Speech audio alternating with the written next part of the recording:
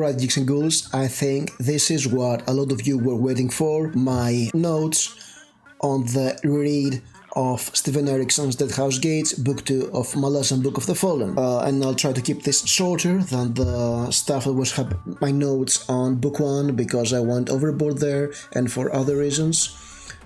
Steven Erikson wrote this book while he had finished Book 1 and he was waiting for it to be published. So that's why it shows a lot of growth since Book 1, and Book 1 was very good indeed, so yes, this is much better. Also, this is thicker, it's 200 pages more than the first one, and believe it or not, this book actually contains less plot lines and less characters than the first one, and this is very good. There are two things I should note about this video. The first one is that I'm doing this, let's say this analysis based on the fact that I have already read the entire series once. So yes, there may be some spoilers about later books. I'm not quite marking them where is where. I had a non-spoiler review for some weeks ago, I guess.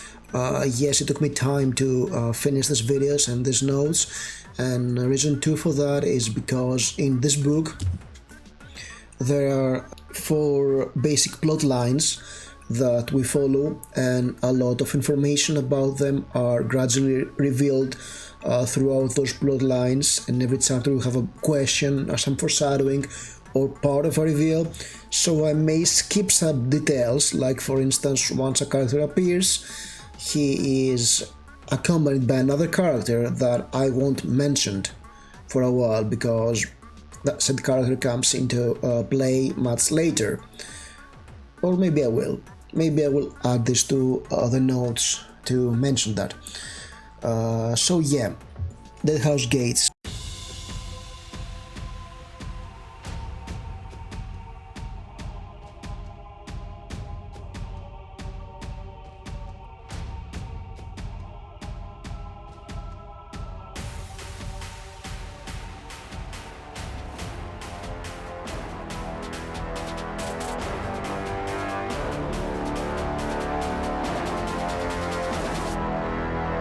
Deadhouse Gates. We're on a different continent this time. We are in an unnamed continent, in a place called the Seven Cities, that is kind of Middle Eastern in flavor, and it's also part of the Malazan Empire, but a revolution is brewing there, and we know that since Guardians of the Moon there was talk about it, and I think in the end there was a confirmation that the revolution is about to begin. It hasn't begun in this book, so we're seeing the entire revolution, the beginning of the revolution actually in this one. Yes, spoilers, I've warned you, you've been warned, you'll be spoiled about things.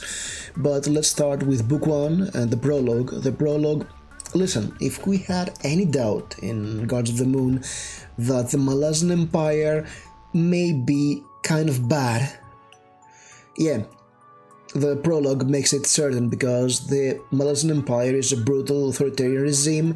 It starts with nobles being arrested, and they're part of a ritual in a temple of Hood, and then they're paraded throughout angry mobs to ships that will take them as slaves to the electoral mines, which is not a good place to be. And yeah, the amount of paranoia and brutality in the Malazan Empire is shocking.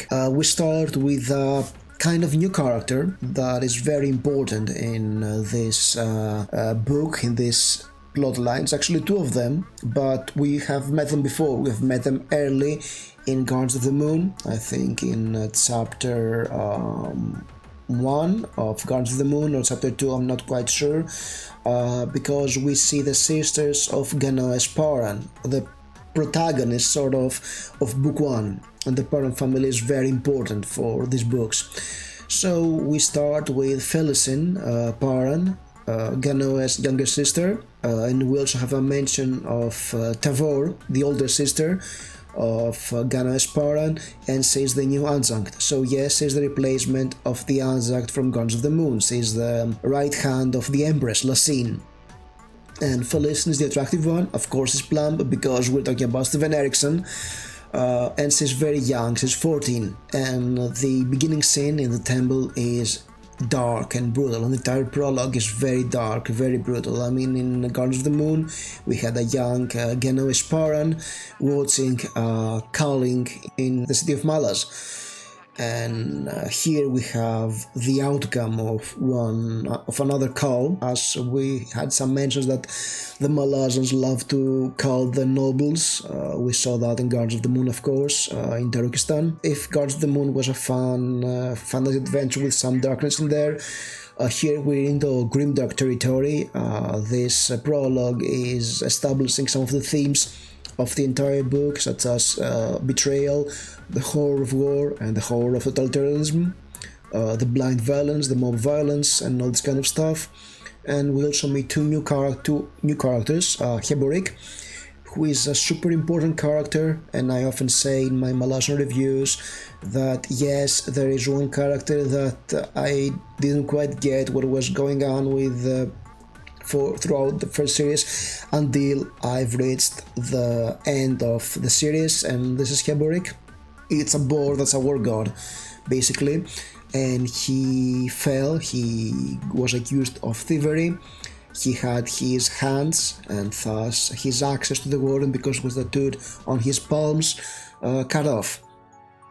And we also meet Bodin, who is sort of an enigma, a brute, and he's quite interesting. And we have this scene of the chain of nobles going to the port, and the mob, and the death of Lady Gaia Sane, a nice elder woman who's a noble, are setting the tone for the book. And thus we go to book 1, Raraku. And it really starts in the Raraku desert. It's a holy desert, and our first two characters we see in this part is Ikarium and Mappo. We had some mentions of Ikarium in Guards of the Moon.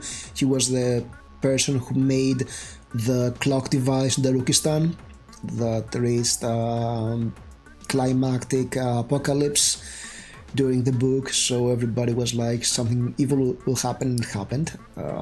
And his companion Mappo, and these two are another great example of Steven Erikson writing some amazing friendships. They begin in the Holy Desert, and there is a convergence of diverse and soul-taking happening, and I love the idea of diverse. It's shapeshifters who transform into a pack of animals, like a cloud of mosquitoes, or a murder of crows, or a pack of or waves of rats, etc. And they are all looking the path of ascendancy. That is a side plot, and it's supposed to be in Raraku, where there's a gate and the path of hands. But the real meat and potatoes in this book is another character introduced in chapter 1, the next character to be introduced, Duiker. He is the imperial historiker. He used to be a soldier, and now he is in the Seven Cities, and he is following the 7th Army and its commander Coltrane. And we start with him being around the locals, disguised as a local, and he is saying rumors of a rebellion because of a prophecy. Meanwhile, we have the deserter bridge burners, Fiddler, Crocus, Callum and Upsalar, and they're along with Moby. It's the familiar of Crocus Angle, who died in Guards of the Moon, and they are traveling by boat to the 7 cities in order to get to Upsalar's hometown, as they promised in the end of Guards of the Moon, and they have to fight a soul taken in the sea. And yes, they just throw a more of munition. A lot of the time there is somebody impressive coming in, and then bridge burners throw more of munition, and it's okay, it's OP. But Callum doesn't want to take Upsalar home. He wants to murder Lassine. Him and Quick Ben have came up with a plan to do so, because Quick Ben is Quick Ben. So yeah, we have all the 4 plot lines of the book set up by this point, and having less side plots in this book, less plot lines, actually makes it much better, much richer and improved.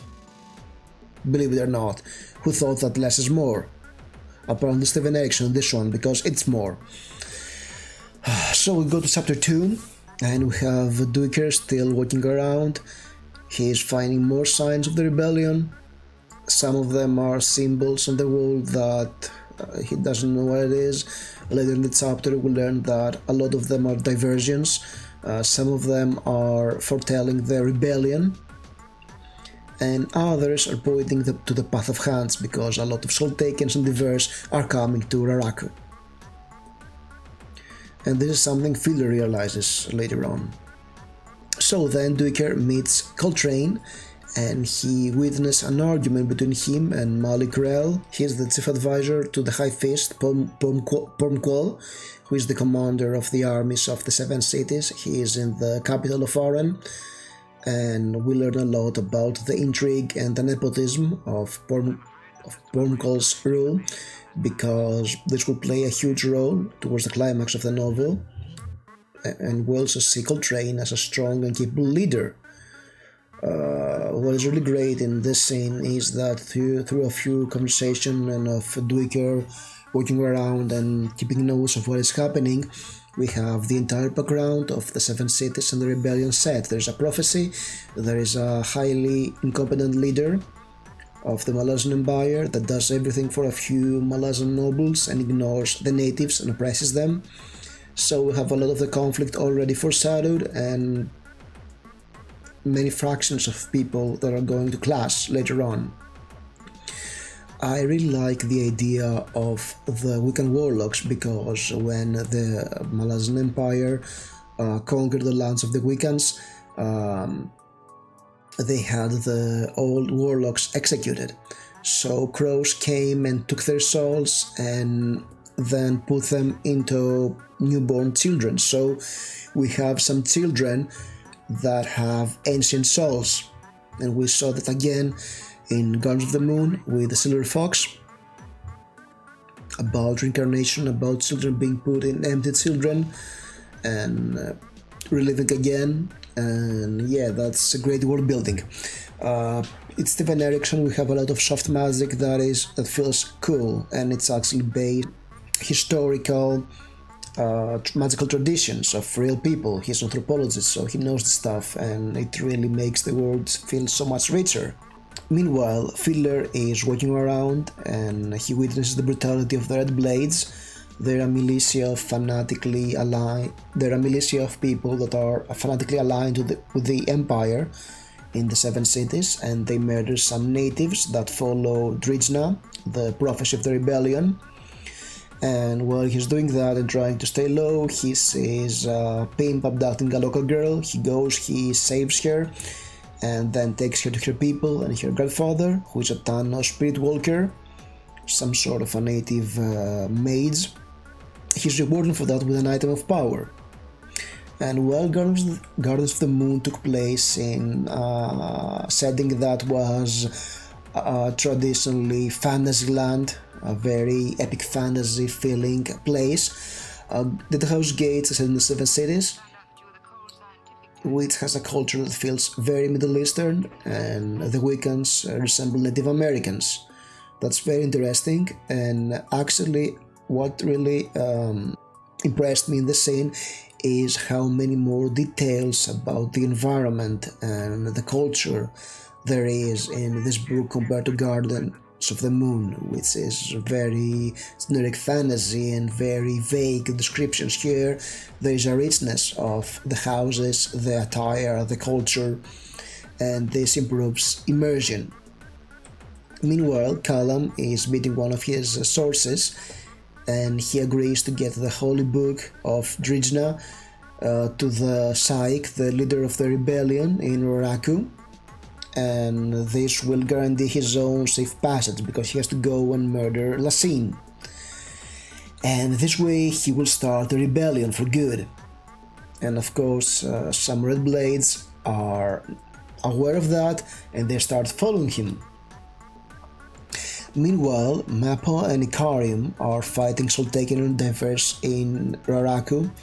Mappa is injured, and they stumble upon Iskaralpust, a high priest of Sadu, who also has a servant I will talk about much later, even though there are hints throughout the book about him, but never mind that.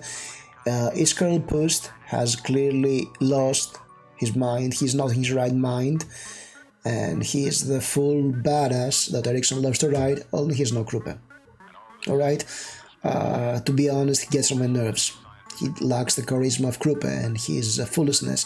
He is like a mad prophet that really has a lot of irons in the fire, and he's manipulating everybody while telling them that I'm manipulating you. He's weird, alright? So he gets them into his tower. It was a former temple of the Queen of Dreams, who was taken over by Sadu, and it's inhabited by Bokarala that sort of follow Iskral's orders. And we also learn a lot about Ikarium. We learn that he's scary, and that after he gets scary, he loses his memories. And Mappo is some sort of keeper of his, and also keeping him in the dark about his loss of memory. This is a storyline that's very interesting, and it builds quite a mystery. And I'll be skipping some of the stuff that happens with Mappo and Ikarium, because yes, little bits of information are being revealed over time, and I think I'll just do at some point I'll do a big compilation of what we learn about them in this book, alright? Let's get to chapter 3. And here we catch up with Felicens, a slave in the Total Mines, which is the anti-magical material of this world. We saw Otateral in Garden of the Moon, and it's so that if you come in contact with it for a while, it changes you. So yeah, the people who mine it are not that lucky. And when we meet Felicens, he is sleeping with Benneth, the leader of the slaves, in Skullcap, the main mining facility in the Otateral Island, who gets her addicted to drugs and offers her to other people for favors. And remember, she's 14, and she does that in order to get some favors herself and for Keborik, so they can survive. Yes, this is very grim. Back in Hisar, where the 7th Army is stationed, Duiker learns that Coltrane is training his army to evacuate citizens, because he's aware that yes, there's a rebellion coming and we'll have to fight. So he has some foresight, and Erikson does a great job at foreshadowing stuff and keeping the plot lines rolling in this chapter. And as the bridge burners split, Callum goes on with his plan to assassinate Lassine, and the rest travel to Panpotsum Odhan, the city that will get them to Raraku, disguised as a newlywed couple, and Fiddler is their guard who's native. And there is some sort of weird love triangle of Fiddler falling in love with Apsalar, but she only has eyes for Crocus. So yeah, it doesn't go too far into that, and that's a good thing. But whatever. Chapter 4.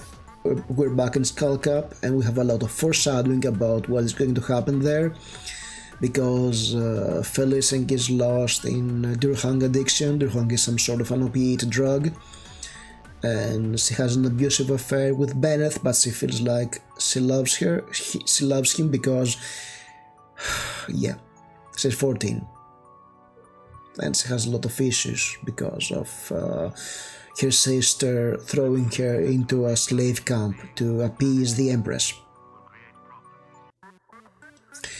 And we also have Bodin having a lot of mysterious activities, and there is a young guard acting strange, asking Felicen some weird questions about codes by a Duiker guy, which I would say, oh, he is establishing that Duiker is a historian. No, he's establishing much more, but we'll get there, alright? Because we have another character introduced here. We have the Iron Blade Captain, Lostaragil. She and a soldier are following Callum in his journey. They catch up to him in an inn, and they witness a reading that reveals who Callum is and what he's carrying. And after he leaves the inn, they kill everybody because they believe they are co-conspirators of him. And then they keep following Callum. Yes, the Red Blades are not good guys.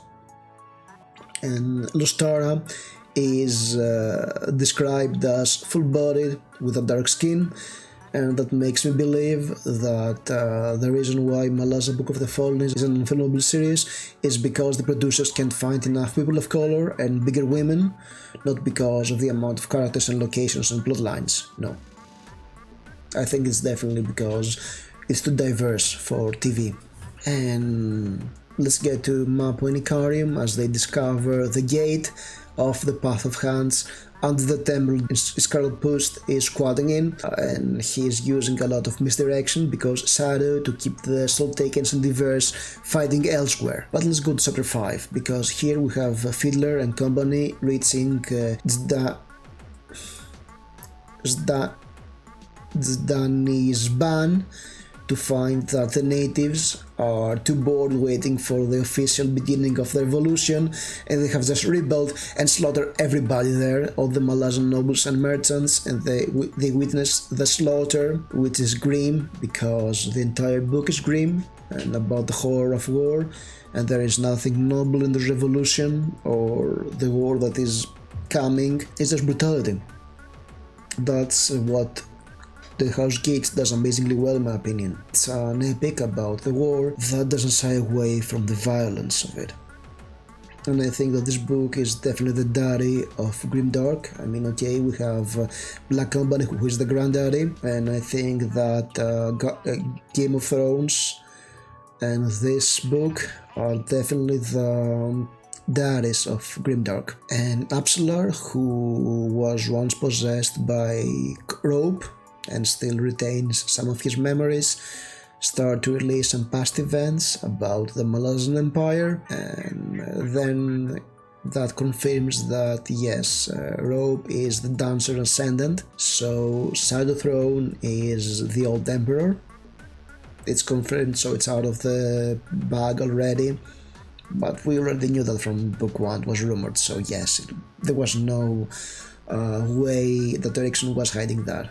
It was pretty obvious. Meanwhile, Callum reaches Sykes' oasis, and he meets her two guards, Leoman, who is the leader of her army, and also an unnamed Toblakai warrior who kicks the crap out of Callum. And ladies and gentlemen, here we have the first appearance of Karsa Orlong, one of my most hated characters in fantasy fiction ever. He is not named here as Karsa Orlong, he is only named in book 4. Here is known as just the Toblakai, and he is... how annoying he is, for me, it's foreshadowed here. I mean, it was like, oh fuck, that's Karsa. That's Karsa, oh my... I hate Karsa. I was like that while reading his parts. And I hate Karsa because he's just a bully. He begins as a bully. He's actually a strong bully that beats up everybody. Yes, I hate Karsa. So Callum gives the book to Saik, and Saik is the chosen one, the one who will receive the goddess of the whirlwind, because there is a whirlwind around the desert and all this kind of stuff, and yada yada. I'm not quite sure what's going on with the whirlwind. Maybe it was somebody who was explaining that. But yes, basically there's a prophecy there will be a rebellion, there's a whirlwind around Raraku, and Saik was born, and it was prophesied that she will be the one to rule the rebellion, so she was in the desert, and she is supposed to get the book open at dawn, and the revolution will begin. In order to reward Callum, she gives him an Aptorian demon as a companion, and then she opens the book, and as she opens the book, she gets a quarrel in the chest and dies, because the Red Blades have been following Callum, and they ambush her and her companions. Lostaragil kills her, but then Karsa Orlong goes and kills a lot of Red Blades, but they fall back, etc. So the prophesied rebellion has yet to begin officially, but never mind that, because the natives are restless and they are all out for it, but this is part of the second book. So let's go there on the next video.